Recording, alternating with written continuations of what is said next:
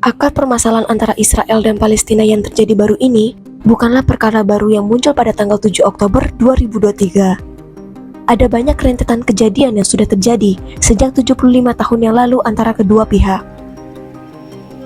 Konflik ini tumbuh dari sejumlah faktor sejarah, politik, bahkan agama. Berikut adalah penjelasan mengenai asal-usul konflik ini dari berbagai sumber. Menjelang akhir abad ke-19, gerakan Zionisme muncul sebagai reaksi terhadap gerakan-gerakan antisemit dan nasionalis eksklusioner di Eropa. Zionisme itu sendiri adalah upaya keagamaan dan politik yang membawa ribuan orang Yahudi dari seluruh dunia kembali ke tanah air kuno mereka di Timur Tengah. Zionis berasal dari istilah Zion, yang merupakan istilah Ibrani yang merujuk pada Yerusalem. Pada tahun 1896, seorang wartawan Yahudi berkewarganegaraan Austria-Hungaria bernama Theodor Herzl menerbitkan risalah berjudul Der Judastaatsstaat, yang artinya negara Yahudi atau negara orang Yahudi, yang kemudian menjadi landasan Zionisme politik. Dalam risalah tersebut, ia mengemukakan bahwa satu-satunya solusi bagi masalah Yahudi yang terjadi di Eropa saat itu, termasuk antisemitisme yang kian marak, adalah menciptakan sebuah negara bagi orang Yahudi. Setahun kemudian, Theodor Herzl berhasil mendirikan organisasi Zionis sedunia, sehingga ia dikenal sebagai bapak politik Zionisme modern. Kongres Zionis pertama yang diketuai langsung oleh Theodor Herzl diadakan di Basel, Swiss pada tanggal 29 sampai 31 Agustus tahun 1897. Kongres yang dihadiri sebanyak 208 delegasi dan 26 koresponden ini menghasilkan resolusi Yahudi tidaklah sekedar umat beragama, namun adalah bangsa dengan tekad bulat untuk hidup secara berbangsa dan bernegara. Sehingga keluarlah pembentukan menciptakan kediaman bagi bangsa Yahudi di Palestina di bawah naungan hukum publik. Usulan ini mencakup tindak untuk mempromosikan pemukiman orang Yahudi di Palestina, mengorganisasikan orang Yahudi di diaspora, serta berancang-ancang untuk mendapatkan izin-izin yang diperlukan dari pemerintah. Lantas, kenapa Palestina? Karena Palestina merupakan daerah bekas kerajaan Nabi atau Raja Daud, dan bangsa Yahudi menginginkan wilayah tersebut untuk dijadikan sebagai negara Yahudi. Namun, pada tahun 1904, Theodor Herzl dinyatakan wafat dan rencana-rencananya pun belum bisa terlaksana. Sementara itu, pada tahun 1905, ada seorang tokoh kimiawan bernama Chaim Weizmann pindah dari Swiss ke Inggris dan terpilih menjadi Dewan Umum Zionis. Dukungan ilmiah dari Weizmann terhadap pasukan sekutu dalam Perang Dunia Pertama menjadikan hubungannya dengan para pemimpin Inggris semakin akrab, salah satunya dengan Archibald Balfour. Pada saat itu, Archibald Balfour menjabat sebagai Perdana Menteri Britania Raya.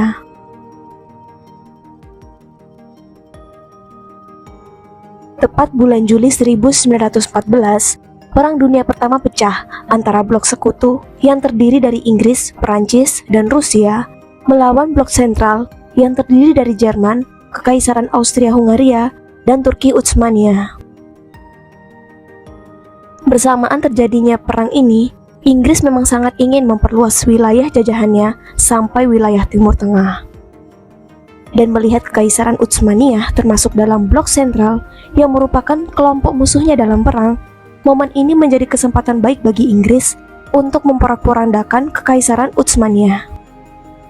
Untuk meruntuhkan Kekaisaran Utsmania, langkah awal yang Inggris lakukan adalah membuat bangsa Arab melakukan pemberontakan terhadap Kesultanan Utsmania.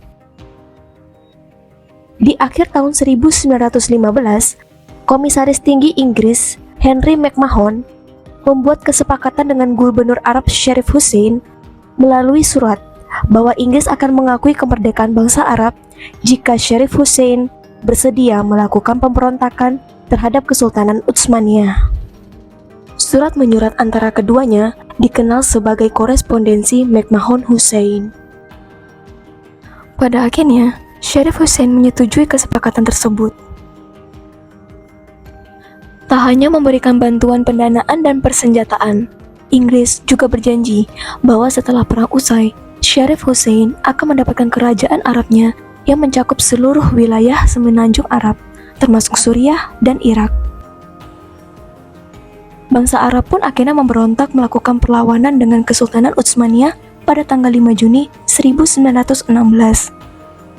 Namun, 3 minggu sebelum pemberontakan Arab berlangsung, tepatnya tanggal 16 Mei 1916, pemerintahan Inggris, Prancis, dan Rusia secara diam-diam menyepakati perjanjian Sykes-Picot yang dilakukan oleh diplomat Inggris Sir Mark Sykes dan diplomat Prancis François Georges Picot. Perjanjian Sykes-Picot ini berisi pembagian wilayah Timur Tengah untuk Inggris dan Perancis setelah runtuhnya Kesultanan Utsmaniyah, yang mana Inggris akan mendapatkan wilayah yang sekarang dikenal dengan Kuwait, Irak, dan Yordania. Sementara itu, Perancis akan mendapatkan Lebanon dan Suriah. Status Palestina ditentukan di kemudian hari, bersamaan dengan ambisi Zionis untuk mendapatkan wilayah tersebut. Tentunya perjanjian ini merupakan bentuk pengkhianatan yang dilakukan Inggris terhadap Arab.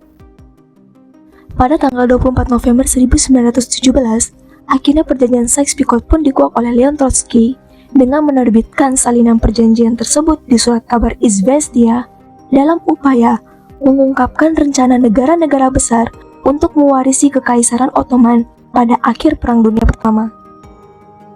Terungkapnya perjanjian tersebut menimbulkan skandal politik bagi Inggris dan Prancis. Dan tentunya, bangsa Arab merasa dikhianati oleh Inggris atas ini. Pada tanggal 13 Juni 1917, Chaim Weizmann menyurati Ronald Graham yang merupakan kepala bagian Kementerian Luar Negeri Inggris untuk memperjuangkan dikeluarkannya sebuah deklarasi terbuka mengenai rencana untuk menciptakan negeri bangsa Yahudi. Selanjutnya, dalam suatu pertemuan pada tanggal 19 Juni 1917, Archibald Balfour, Menteri Luar Negeri Inggris saat itu, meminta Lord Rothschild dan Chaim Weizmann untuk mengajukan suatu rumusan deklarasi. Yang kemudian, kaum Zionis pun mulai merancang draft deklarasi tersebut. Susunan draft deklarasi ini harus melewati sejumlah tahap revisi dan tidak langsung disepakati begitu saja. Hingga akhirnya, pada tanggal 2 November 1917, Archibald Balfour mengirimkan draft deklarasi yang sudah disepakati dalam bentuk surat berisikan hanya 67 kata ditujukan kepada seorang tokoh komunitas Yahudi Inggris bernama Lionel Walter Rothschild. Surat tersebut meminta pemerintah Inggris untuk mendirikan rumah nasional bagi orang-orang Yahudi di Palestina dan memfasilitasi pencapaian tujuan ini. Surat inilah yang dikenal dengan Deklarasi Balfour, yang mana hingga saat ini memberikan dampak besar terhadap negara Palestina. Ketika Perang Dunia Pertama berakhir di tahun 1918, Inggris menguasai Palestina. Liga Bangsa-Bangsa mengeluarkan mandat kepada Inggris atas kendali administratif di wilayah tersebut. Salah satu tujuan sistem mandat Liga Bangsa-Bangsa adalah untuk mengelola wilayah Kesultanan Utsmaniyah yang sudah tidak ada lagi sampai mereka mampu berdiri sendiri. Sementara Suriah, Lebanon, dan Yordania berhasil mendeklarasikan kemerdekaan dari penguasa Eropa. Selama periode tersebut, Inggris memfasilitasi migrasi massal orang Yahudi, di mana terjadi gelombang kedatangan yang cukup besar pasca gerakan Nazi di Eropa. Dalam gelombang migrasi ini, terjadilah perlawanan dari warga Palestina. Warga Palestina khawatir dengan perubahan demografi negara mereka dan penyitaan tanah mereka oleh Inggris akan diserahkan kepada pemukim Yahudi. Pada tahun 1935, angka imigrasi Yahudi ke Palestina meningkat, hanya beberapa bulan sebelum Revolusi Arab pecah. Antara tahun 1933 sampai 1936, lebih dari 164.000 imigran Yahudi tiba di Palestina. Pada tahun 1936, populasi warga Yahudi mencapai 370.000 orang, sehingga membuat hubungan antara warga Arab dan Yahudi semakin panas. Revolusi Arab benar-benar dimulai pada tanggal 15 April 1936, ketika konvoi truk dari Nablus menuju Tulkarm diserang dan menewaskan 2 warga Yahudi. Sehari setelah serangan itu, kelompok bersenjata Yahudi balas menyerang dan membunuh 2 pekerja Arab di dekat Petah Tikva. Aksi saling balas terus meluas dan sejumlah jenderal Arab menyatakan perang. Pemerintah Inggris akhirnya harus turun tangan untuk mengatasi keadaan. Pasukan Inggris di Palestina pada saat itu mendapat bantuan dari Haganah, yaitu organisasi paramiliter Yahudi yang berada di wilayah tersebut. Pada akhirnya, pasukan Inggris dan Haganah bisa mengakhiri revolusi Arab pada tahun 1939. Akibat revolusi ini, 500 warga Arab, lebih dari 300 warga Yahudi, dan 262 tentara Inggris tewas. Selain itu, sedikitnya 15.000 warga Arab terluka. Selama dan seusai meredakan revolusi Arab, Inggris menggelar sejumlah investigasi soal penyebab pertumpahan darah selama 3 tahun itu. Salah satu hasil penyelidikan yang cukup signifikan adalah Komisi Peel. Komisi ini adalah yang pertama kali mengajukan solusi 2 negara atau two-state solution. Komisi ini mengusulkan agar wilayah Palestina dibagi 2, satu bagian untuk bangsa Yahudi dan satu bagian lainnya diberikan bagi bangsa Arab. Negara Yahudi, sesuai dengan rekomendasi komisi, meliputi kawasan pantai, Lembah Jazreel, Beit Shean, dan Galilea. Sementara negara Arab akan meliputi Transjordania, Yudea, Samaria, Lembah Yordania, dan Negev. Akibatnya, para pemimpin Yahudi di Palestina terbelah pendapatnya menanggapi rekomendasi ini. Sementara, para pemimpin Arab dengan tegas menolak usulan solusi 2 negara ini. Pecahnya Perang Dunia Kedua yang diikuti Holocaust alias pemusnahan massal bangsa Yahudi di Eropa membuat semakin banyak bangsa Yahudi yang mencoba meninggalkan Eropa. Akibatnya, para pemimpin Yahudi di Palestina merancang imigrasi ilegal ke Palestina yang menciptakan ketegangan lebih besar di kawasan tersebut.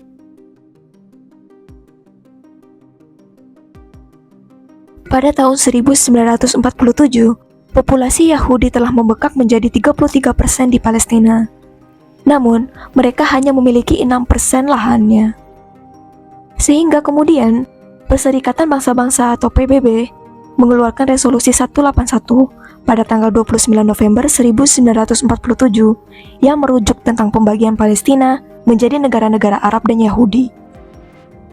Warga Palestina menolak rencana tersebut karena rencana tersebut memberikan sekitar 56% wilayah Palestina kepada negara Yahudi, termasuk sebagian besar wilayah pesisir yang subur. Pada saat itu, warga Palestina memiliki 94% wilayah bersejarah dan mencakup 67% populasinya. Sementara khusus wilayah Yerusalem akan menjadi zona internasional yang berada di bawah naungan PBB. Tepat keesokan harinya, pada tanggal 30 November 1947, perang saudara antara komunitas Yahudi dan Arab mulai terjadi di Mandat Palestina akibat adanya penerapan resolusi 181 tersebut. Liga Arab mendukung perjuangan Arab dengan membentuk Tentara Pembebasan Arab berbasis sukarelawan di bawah kepemimpinan Abdul Al-Qadir Al-Hushaini dan Hasan Salama. Di pihak Yahudi, perang saudara ini dikelola oleh milisi bawah tanah besar Haganah, Irgun, dan Lehi. Mereka juga diperkuat oleh banyaknya veteran Yahudi yang ikut berpartisipasi pada Perang Dunia Kedua dan beberapa sukarelawan asing. Pada saat itu, pasukan Yahudi dipimpin oleh David Ben-Gurion. Sementara Inggris, yang mempunyai kewajiban untuk menjaga ketertiban, hanya melakukan beberapa intervensi sekali saja. Kelompok Irgun sendiri sebelumnya sempat melakukan pengeboman dan serangan lainnya di Palestina yang menyebabkan tewasnya ratusan warga sipil. Salah satu yang populer adalah pengeboman Hotel King David di Yerusalem pada tahun 1946. Selain Irgun, kelompok Yahudi lainnya adalah Lehi yang didirikan oleh Abraham Strand. Serangan kelompok ini menyasar orang Inggris dan Arab. Kelompok Lehi bahkan membunuh Menteri Residen Inggris untuk Timur Tengah, Lord Moyni, pada tahun 1944. Kedua kelompok bersenjata ini bersama menjadi dalang juga dalam penyerangan desa Deir Yassin yang dekat dengan Yerusalem pada tanggal 16 April 1948. Serangan Deir Yassin ini mendapat berbagai tanggapan. Bahkan, ilmuwan Albert Einstein mengecam aksi terorisme tersebut. Saat itu, sudah terlihat jelas bahwa pasukan Arab hampir mengalami kehancuran total. Sementara pasukan Yusuf atau komunitas Yahudi memperoleh lebih banyak wilayah di Palestina. Alhasil, tercatat pada bulan April 1948, diperkirakan 15.000 warga Palestina terbunuh, termasuk dalam puluhan pembantaian. Lebih dari 500 desa, kota kecil dan kota besar di Palestina semua dihancurkan. Insiden ini juga membuat gerakan Zionis menguasai 78% wilayah bersejarah di Palestina. Sisanya, yang sebesar 22%, dibagi menjadi wilayah yang sekarang menjadi tepi barat dan jalur Gaza. Peristiwa inilah yang disebut oleh orang Palestina sebagai Nakba atau bencana dalam bahasa Arab. Kondisi semakin rumit ketika David Ben-Gurion atas nama pimpinan Yahudi mendeklarasikan berdirinya negara Israel pada tanggal 14 Mei 1948 yang diklaim sesuai dengan resolusi PBB. Keesokan harinya, tanggal 15 Mei 1948, Perang Arab Israel pertama dimulai karena bangsa Arab tidak terima adanya deklarasi pendirian negara tersebut. Sebanyak 700 orang Lebanon, 1.876 orang Suriah, 4.000 orang Irak, dan 2.800 orang Mesir menyerbu Palestina. Sementara itu, sekitar 4.500 pasukan Transjordania dipimpin 38 perwira Inggris yang mengundurkan diri dari kesatuannya menyerbu Yerusalem. Pada awalnya, pasukan Arab dengan jumlah pasukan lebih banyak dan persenjataan yang lebih baik dengan mudah menguasai wilayah-wilayah yang ditempati bangsa Yahudi. Pasukan Suriah, Lebanon, Yordania, dan Irak menyerang Galilea dan Haifa. Sementara di selatan, pasukan Mesir maju hingga mencapai Tel Aviv. Untuk menghadapi serbuan pasukan koalisi Arab ini, Israel pada 26 Mei 1948 membentuk pasukan pertahanan Israel atau IDF yang anggotanya adalah pecahan dari berbagai milisi seperti Haganah, Irgun, dan Lehi. Dalam perkembangannya, IDF justru berhasil mengerahkan lebih banyak pasukan ketimbang pasukan koalisi Arab. Pada awal 1949, Israel memiliki 115.000 tentara, sedangkan koalisi Arab hanya sekitar 55.000 personel saja. Setelah bertempur selama 9 bulan, akhirnya pada Januari 1949, tercapai gencatan senjata antara Israel dengan Mesir, Lebanon, Yordania, dan Suriah. Hasil dari perang ini, Israel berhasil menguasai 78% wilayah mandat Palestina.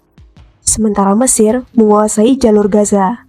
Yordania mendapatkan tepi barat dan menguasai Yerusalem Timur. Sedangkan Israel memerintah Yerusalem Barat. Akibat dari perang ini, diperkirakan 750.000 warga Palestina, terutama yang tinggal di daerah Haifa, Jaffa, dan Yerusalem, terpaksa harus meninggalkan rumah mereka. Para pengungsi Palestina tinggal di kamp-kamp pengungsi di tepi barat, yaitu Yordania, jalur Gaza Mesir, dan Suriah. Pemerintah Israel menyatakan solusi untuk pengungsi Palestina adalah penempatan kembali di negara lain, dan bukan mengembalikan mereka ke Israel. Penolakan ini membuat perlawanan bangsa Palestina terhadap Israel semakin meningkat. Pada tahun 1964, Organisasi Pembebasan Palestina atau PLO dibentuk oleh Yasser Arafat. Tujuan PLO adalah memerdekakan Palestina di atas tanah yang sebelumnya dikelola oleh Inggris. Cita-cita PLO adalah mendirikan negara Palestina sesuai dengan garis pembatas mandat Palestina sebelum Perang 1948. Pertemuan pertama PLO terjadi di Yerusalem pada 28 Mei 1964. Pertemuan itu dihadiri oleh 422 tokoh Palestina untuk memilih pemimpin. Akhirnya, Ahmed Shaqiri terpilih menjadi pemimpin PLO pertama. Dalam praktiknya, PLO menjalankan pemerintahan di tepi barat. PLO berusaha menghancurkan Israel dan menggantinya dengan negara Palestina sepenuhnya. Perang antara negara-negara Arab melawan Israel terjadi pada tanggal 5 hingga 10 Juni 1967. Perang ini merupakan kali ketiga Israel melawan Arab di medan pertempuran, yang mana negara Arab itu terdiri dari negara Mesir, Yordania, Suriah, Lebanon, dan Irak.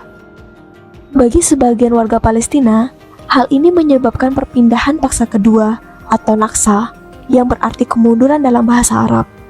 Serangkaian sengketa perbatasan adalah pemicu utama dari Perang 6 Hari. Selain itu, Israel juga melakukan penyerangan ke Mesir dan Suriah sebagai respon atas ditutupnya Selat Tiran oleh Mesir di bawah kendali Presiden Gamal Abdul Nasser. Sebelum perang ini meletus, Israel sudah terlebih dahulu melancarkan serangan kepada kelompok-kelompok pemuda Palestina yang berada di Suriah, Yordania, dan Lebanon. Israel tercatat melancarkan serangannya pada November 1966 dengan menyasar satu desa bernama Al-Samo di tepi barat Yordania. Peristiwa ini menyebabkan 18 korban tewas dan 54 lainnya terluka. Selanjutnya, Israel juga terlibat pertempuran dengan Suriah pada April 1967. Pertempuran udara tersebut menyebabkan 6 jet tempur Angkatan Udara Suriah jatuh lantaran ditembak oleh tentara Israel. Meskipun jumlah pasukan lebih sedikit, namun Israel tetap sanggup memenangi pertarungan. Hal itu terjadi karena senjata dan peralatan tempur yang dimiliki Israel jauh lebih canggih dibandingkan negara lawan. Israel terbilang keji dalam melakukan perang 6 hari. Tentara Israel juga membakar 20 tentara Mesir secara hidup-hidup. Setelah membakar para tentara itu, tentara Israel menggali tanah dengan bulldozer yang dijadikan sebagai kuburan massal tentara Mesir itu. Kala itu, Mesir mendapat sokongan dari militer Uni Soviet dan mendapatkan banyak bantuan dari Angkatan Udara Soviet. Sedangkan Israel mendapat dukungan dari Amerika Serikat. Meskipun Israel memang bukan menjadi negara penerima bantuan militer Amerika Serikat. Negara itu tercatat membeli tank dari Inggris dan pesawat asal Perancis di era 60-an. Secara keseluruhan, perang 6 hari ini memang menimbulkan banyak kerugian. Di Mesir, korban perang mencapai 11.000 orang. Sementara itu, 1.000 orang korban tercatat di Suriah, 6.000 di Yordania, dan 600 orang dari pihak Israel. Hasil perang ini membuat Israel berhasil merebut kembali semenanjung Sinai dan jalur Gaza dari Mesir. Israel juga berhasil menguasai tepi barat dan Yerusalem dari Yordania dan dataran tinggi Golan dari Suriah. Ketika perang berakhir, Dewan Keamanan PBB mengeluarkan resolusi 242 pada 22 November 1967. Resolusi itu menekankan tidak dapat diterimanya perebutan wilayah melalui perang dan memuat rumusan yang mendasari semua inisiatif perdamaian. PBB menyerukan agar Israel segera mundur dari tanah yang diduduki melalui kekuatan militer. Sayangnya, usulan PBB tersebut ditolak oleh Israel. Di sisi lain, Israel akan mengembalikan daerah yang berhasil dikuasainya, seperti dataran tinggi Golan, jalur Gaza, dan tepi barat, jika Israel sudah mendapatkan pengakuan sebagai negara dari negara-negara Arab. Namun, syarat itu mendapat penolakan keras. Menanggapi itu, pada tanggal 29 Agustus sampai 1 September 1967, Liga Arab langsung mengadakan pertemuan di Khartoum, Sudan, dan mengeluarkan resolusi Khartoum. Pertemuan itu digelar setelah Perang 6 Hari antara koalisi negara-negara Arab melawan Israel. Negara-negara yang hadir yaitu Mesir, Suriah, Yordania, Lebanon, Irak, Aljazair, Kuwait, dan Sudan. Resolusi ini terkenal dengan The Three No's atau 3 tidak yang ditujukan untuk Israel, yaitu tidak berdamai dengan Israel, tidak menganggap kedaulatan Israel, dan tidak bernegosiasi dengan negara tersebut.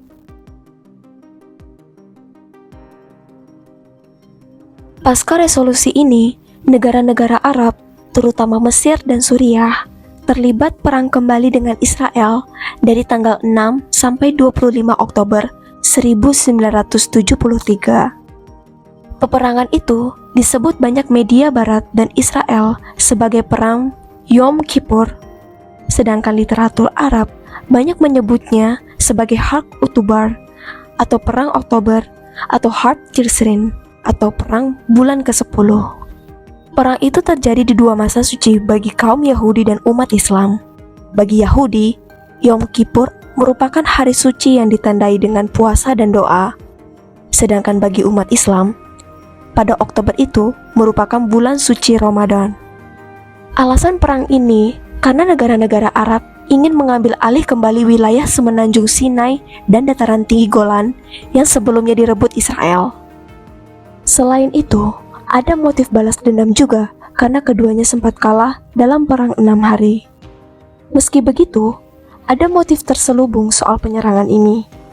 Penyerangan ini dilakukan Presiden Mesir Anwar el-Sadat karena ingin masalah Israel-Palestina atau Arab-Israel kembali menjadi fokus dunia internasional. Karena pada saat itu, negara adidaya Amerika Serikat dan Uni Soviet sempat melupakan masalah regional tersebut. Hal ini membuat Mesir tidak berhasil mendapat bantuan persenjataan dari Soviet. Dan dari sinilah Presiden Sadat memanaskan situasi dengan berperang singkat melawan Israel dan mengajak Suriah yang persenjataannya lebih lengkap. Pada akhirnya, saat perang terjadi, Amerika Serikat dan Soviet turun tangan. Amerika Serikat berada di pihak Israel, sementara Uni Soviet mendukung Mesir dan Suriah yang terwujud dalam pengiriman bantuan persenjataan. Namun, pasukan Israel dan 3 matra, yaitu Angkatan Darat, Laut, dan Udara, berhasil mengalahkan pasukan kedua negara. Koalisi negara Arab mengakui sudah tak bisa lagi menang secara militer. Maka, mereka menggunakan senjata lain, yaitu minyak. 10 hari sejak perperangan itu, negara-negara Arab yang tergabung dalam Organisasi Negara Pengekspor Minyak Bumi atau OPEC memutuskan untuk memotong pasokan minyak kepada Israel, Amerika Serikat, dan Eropa. Tujuannya agar Israel segera angkat kaki dan Palestina bisa merdeka. Tak cuma memotong, mereka juga menaikkan harga minyak secara drastis menjadi 11,65 US dollar per barel. Amerika Serikat dan Eropa yang bergantung besar terhadap minyak negara Arab pun menjadi kesusahan saat itu dan mengalami krisis bahan bakar sejak embargo dimulai. Karena situasi inilah, negara Arab secara resmi menyatakan kemenangannya. Mereka bisa menjadikan minyak sebagai senjata politik untuk menekan Amerika Serikat dan Israel. Ketika pertempuran berakhir pada 25 Oktober 1973, negara Arab tetap melakukan embargo. Situasi di Barat pun semakin susah, sehingga Amerika Serikat akhirnya memilih membuka pintu diplomasi untuk menyelesaikan krisis yang mereka hadapi. Alhasil, Amerika Serikat mengakui kemenangan Mesir dan Suriah secara politis, yang pada akhirnya juga kedua negara tersebut berhasil mengambil kembali wilayah semenanjung Sinai dan sebagian dataran tinggi Golan dari tangan Israel. Tak hanya itu, melalui embargo minyak ini bisa memaksa Amerika Serikat memulai diplomasi soal permasalahan Palestina. Sampai akhirnya, perang berakhir pada tahun 1974 dan kemenangan politis ini membuat negara Arab mengakhiri embargo minyak. Tak sampai di situ, Presiden Sadat terus berupaya mengusung perdamaian melalui langkah diplomasi sehingga bisa mendapatkan bantuan dan investasi di Amerika Serikat. Keinginan ini terwujud sepenuhnya dalam perjanjian Camp David pada tanggal 17 September 1978 di Gedung Putih, Washington DC, Amerika Serikat. Presiden Mesir Anwar el-Sadat dan Perdana Menteri Israel Menachem Begin menandatangani perjanjian Camp David yang bertujuan menciptakan perdamaian permanen antara Mesir dan Israel. Kesepakatan ini dinegosiasikan selama 12 hari di Camp David, Pegunungan Catoctin, Maryland. Namun, pada tahun 1979, karena tindakan Mesir yang tiba-tiba melakukan perdamaian terhadap Israel, Sadat dikutuk habis-habisan oleh negara-negara Arab. Pasalnya, tindakan yang dilakukan Presiden Mesir sangat bertolak belakang dengan perjanjian Khartoum 3 No yang disahkan oleh Liga Arab pada tahun 1967 lalu dan berteguh untuk tidak berdamai dengan Israel, bahkan mengakui negara tersebut sekalipun. Alhasil, Mesir resmi dikeluarkan dari Liga Arab karena mengkhianati perjanjian Khartoum. Seharusnya, perjanjian ini berdampak pada perdamaian regional Timur Tengah secara umum. Mengenai perjanjian ini, justru Palestina lah yang menjadi korban. Padahal, ketika negosiasi, nama Palestina disebut secara khusus dalam kerangka perdamaian Timur Tengah. Namun dalam prosesnya, Palestina cenderung dilupakan. Pada tanggal 2 September 1982, Israel melakukan keputusan yang tidak sesuai kesepakatan, yakni meluaskan wilayah pemukiman Yahudi di tepi barat dan dataran tinggi Golan yang tentu saja semakin membuat Palestina terisolasi. Artinya, kesepakatan itu gagal menghalangi rencana untuk menghilangkan pengaruh Israel di wilayah pendudukan.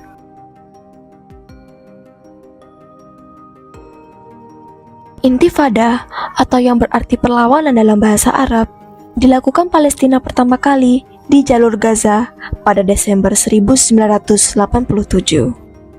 Perlawanan ini terjadi setelah 4 warga Palestina tewas ketika sebuah truk Israel bertabrakan dengan 2 van yang membawa pekerja Palestina. Protes menyebar dengan cepat ke tepi barat dengan pemuda Palestina melemparkan batu ke tank dan tentara Israel.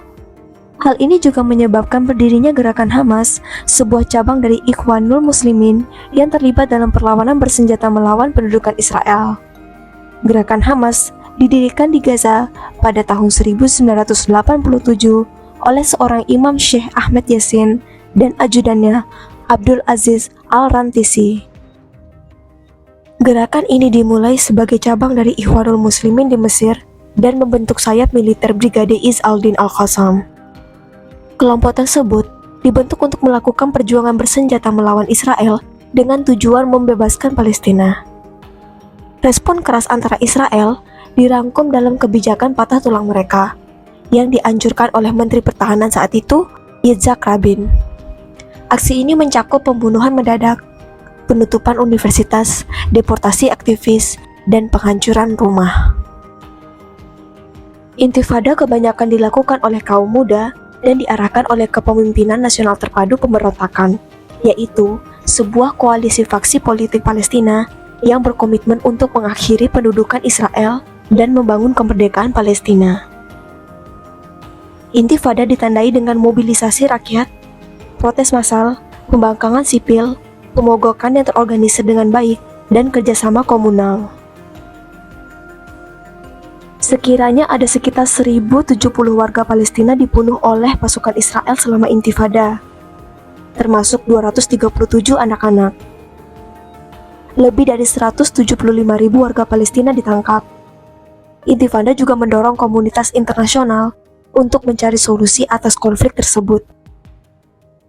Pada 15 November 1988, terjadi deklarasi negara Palestina yang berlangsung di Aljazair oleh Dewan Nasional Palestina atau DNP, yang pada saat itu merupakan badan legislatif Organisasi Pembebasan Palestina atau PLO. Yordania memberikan pengakuan dan menyerahkan klaimnya ke tepi barat kepada Organisasi Pembebasan Palestina, yang sebelumnya telah ditunjuk oleh Liga Arab sebagai satu-satunya wakil sah rakyat Palestina. Deklarasi tersebut dibacakan oleh Ketua PLO, Yasser Arafat. Setelah menyelesaikan pembacaan deklarasi, Arafat, sebagai Ketua Organisasi Pembebasan Palestina, mengambil alih gelar Presiden Palestina. Setelah deklarasi itu, ada 100 negara lebih yang mengakui negara Palestina. Selain itu, Liga Arab dan Organisasi Kerjasama Islam juga setuju akan keanggotaan Palestina. Hal ini membuat banyak negara meningkatkan keterwakilannya dalam PLO di negara mereka menjadi status kedutaan. Namun, selain tindakan itu, pengakuan tersebut sifatnya hanyalah simbolis dan deklaratif. Intifada pertama dianggap berakhir usai dilakukannya kesepakatan perdamaian antara Organisasi Pembebasan Palestina atau PLO dan Israel pada tanggal 20 Agustus 1993 di Oslo, Norwegia. Intifada berakhir dengan penandatanganan Perjanjian Oslo pada 13 September 1993 dan pembentukan Otoritas Palestina yang merupakan sebuah pemerintahan sementara. Dalam Perjanjian Oslo tahun 1993, PLO diwakili Yasser Arafat, sementara Israel oleh Perdana Menteri Yitzhak Rabin. Perjanjian Oslo bermula dari pertemuan rahasia didasarkan pada Perjanjian Camp David 1978 yang ditandatangani oleh Presiden Mesir Anwar Sadat dan Perdana Menteri Israel Menachem Begin. Kesepakatan Camp David memang mulanya berfungsi sebagai modal dan titik awal untuk negosiasi terbaru yang tujuannya adalah membangun kerangka kerja untuk penciptaan negara yang independen, yakni negara Palestina.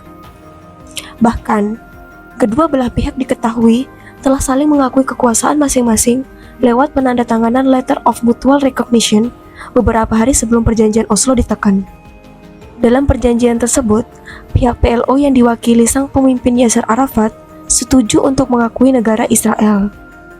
Sementara itu, pihak pemerintah Israel yang diwakili Perdana Menteri Yitzhak Rabin mengizinkan Palestina membentuk pemerintahan sendiri yang terbatas di Gaza dan tepi barat. Salah satu butir kesepakatan dan perjanjian Oslo adalah ditetapkannya Declaration of Principles on Interim Self-Government Arrangements yang membentuk Dewan Legislatif Palestina serta menetapkan parameter untuk penarikan bertahap pasukan Israel dari Gaza dalam jangka waktu 5 tahun. Perjanjian Oslo juga mengatur agenda kesepakatan tindak lanjut yang dikenal dengan Perjanjian Oslo II. Perjanjian tersebut akan mencakup pembahasan tata kelola kota Yerusalem di masa depan, serta mengatur perkara terkait perbatasan, keamanan, dan hak, jika ada, dari pemukim Israel di tepi barat. PLO mengakui Israel berdasarkan solusi dua negara, dan secara efektif menandatangani perjanjian yang memberi Israel kendali atas 60% tepi barat, serta sebagian besar sumber daya tanah dan air di wilayah tersebut. Sebagai bagian dari perjanjian, kedua belah pihak dilarang melakukan kekerasan atau konflik terhadap satu sama lain.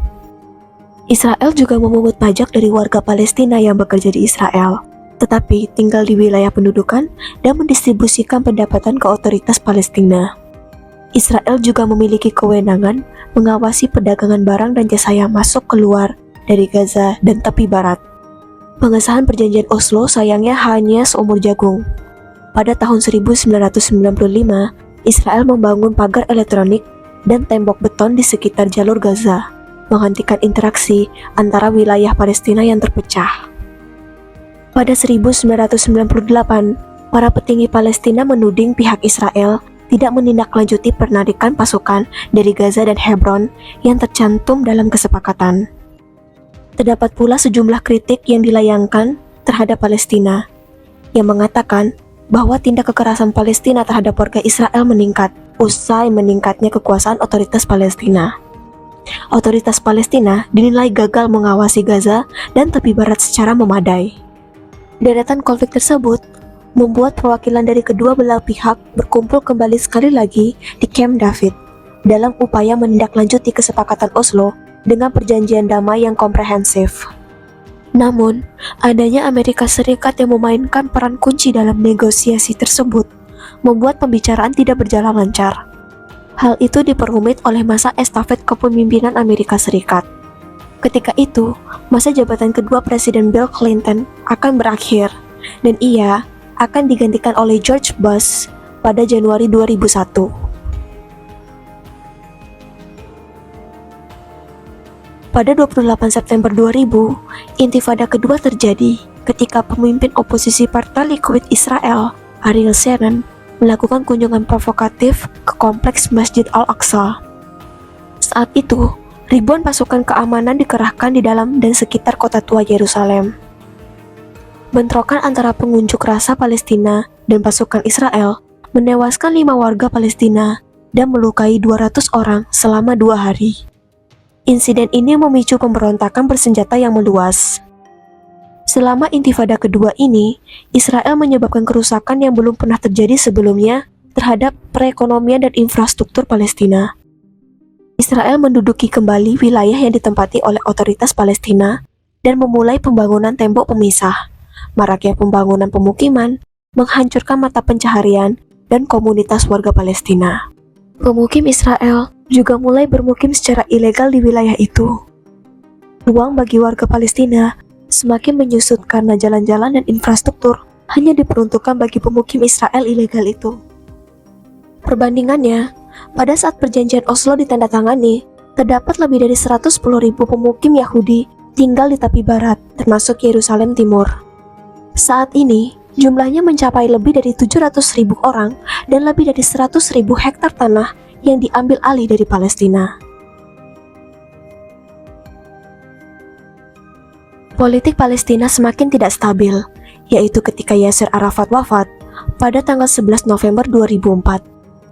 Setelah Yasser Arafat meninggal, jabatan Presiden Otoritas Palestina diambil alih oleh Rouhi Fattuh. Fattuh diberi tanggung jawab untuk segera menyelenggarakan pemilihan umum tahun 2004. Setahun kemudian, intifada kedua pun berakhir. Permukiman Israel di jalur Gaza dibongkar, dan tentara Israel serta 9.000 pemukim meninggalkan daerah tersebut.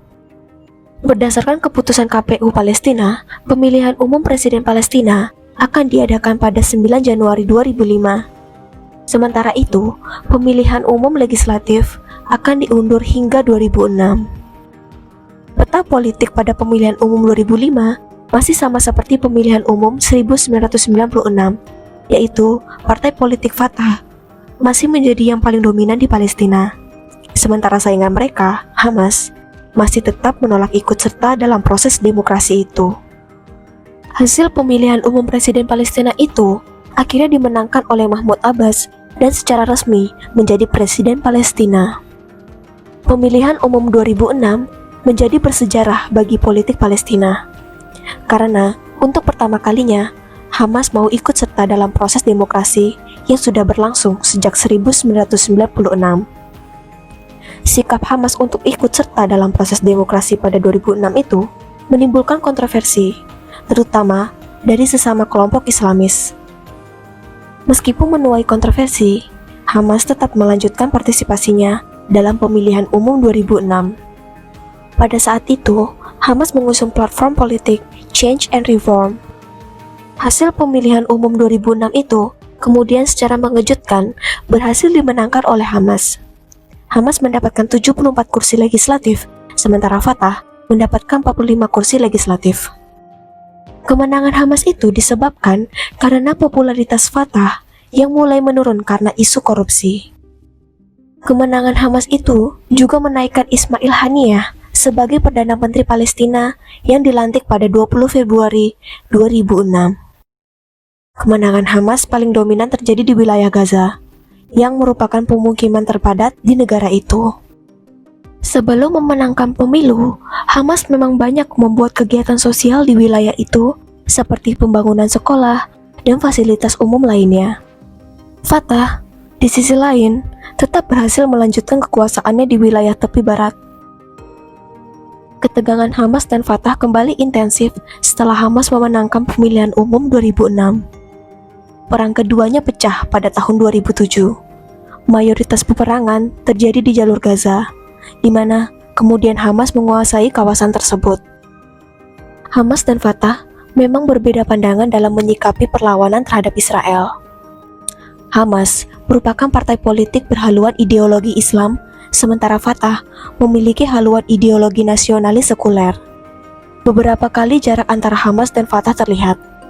Misalnya, Fatah menolak perlawanan bersenjata terhadap Israel yang bertolak belakang dengan Hamas, yang kerap melepaskan roket dan misil ketika perang melawan Israel. Melainkan, Fatah selalu ingin menghadapi Israel melalui jalur diplomasi. Secara prinsip, Hamas tidak mengakui kenegaraan Israel, tidak seperti PLO yang mengakui keberadaan negara tersebut. Pada bulan Juni 2007, Israel telah melancarkan perang melawan Hamas di jalur Gaza dan menuduh Hamas melakukan aksi terorisme. Hal itu disebabkan karena selama ini Hamas cenderung melakukan serangan-serangan ke Israel. Setelah Hamas memenangkan pemilu pada tahun itu, Israel memberlakukan blokade darat, udara, dan laut di jalur Gaza. Warga sipil di Gaza adalah pihak yang paling menderita akibat pertempuran tersebut. Dalam serangan terakhir Israel di jalur Gaza, lebih dari 2.200 warga Palestina terbunuh, termasuk 500 anak-anak dalam kurun waktu 50 hari. Israel telah melancarkan 4 serangan militer berkepanjangan di Gaza, yakni di tahun 2008, 2012, 2014, 2021, dan baru ini di tahun 2023. Ribuan warga Palestina telah terbunuh, termasuk banyak anak-anak, dan puluhan ribu rumah, sekolah, rumah sakit, dan gedung perkantoran telah hancur. Pembangunan kembali hampir mustahil dilakukan karena pengepungan tersebut menghalangi material konstruksi bisa masuk sampai ke Gaza. Parahnya, serangan di tahun 2008 mulai melibatkan penggunaan senjata yang dilarang secara internasional, seperti fosfor putih. Aksi itu pun diulang kembali di tahun 2023 ini secara bertubi-tubi oleh pasukan tentara Israel. Pada tahun 2014, dalam kurun waktu 50 hari, Israel membunuh lebih dari 2.100 warga Palestina, termasuk 1.462 warga sipil dan hampir 500 anak-anak. Selama serangan tersebut, sekitar 11.000 warga Palestina terluka, 20.000 rumah hancur, dan setengah juta orang harus mengungsi. Tepat pada tanggal 6 Desember 2017, Presiden Amerika Serikat, Donald Trump, mengumumkan dan mengklaim bahwa mulai saat itu juga Yerusalem adalah ibu kota dari Israel. Trump bahkan mengatakan Israel memiliki hak untuk menentukan ibu kotanya, dan penundaan penetapan Yerusalem sebagai ibu kota Israel selama ini tidak membawa apapun dalam mencapai perdamaian. Padahal, dengan adanya pengakuan secara sepihak itu, justru tidak membawa perwujudan perdamaian apapun. Karena sebelumnya, sudah ada kesepakatan menjadikan Yerusalem sebagai zona internasional khusus. Konflik pun berlanjut kembali pada bulan Mei 2021. Awalnya, Mahkamah Agung Israel akan memutuskan rencana pengusiran 6 keluarga Palestina dari Sheikh Jarrah, Yerusalem Timur. Bentrokan itu menyebabkan setidaknya 163 warga Palestina dan 17 polisi Israel terluka. Menanggapi situasi itu, kelompok Hamas menembakkan roket ke arah Yerusalem dari jalur Gaza, yang memicu konflik selama 11 hari dengan Israel. Tak hanya sampai situ, baru ini, tanggal 7 Oktober 2023, Hamas meluncurkan serangan roket ke Israel. Juru bicara Hamas, Khaled Kodami, mengungkapkan alasan Hamas menyerang Israel adalah sebagai bentuk respon atas kekejaman yang telah dirasakan rakyat Palestina beberapa tahun ke belakang. 44 hari sejak penyerangan terjadi, korban jiwa tembus hingga lebih 14.000 orang, yang mana 5.600 diantaranya adalah anak-anak dan 3.550 perempuan. Sementara itu, setidaknya 33.000 orang terluka. Lebih dari 6.800 orang hilang, baik terjebak di bawah reruntuhan maupun dalam wujud jenazah yang belum teridentifikasi.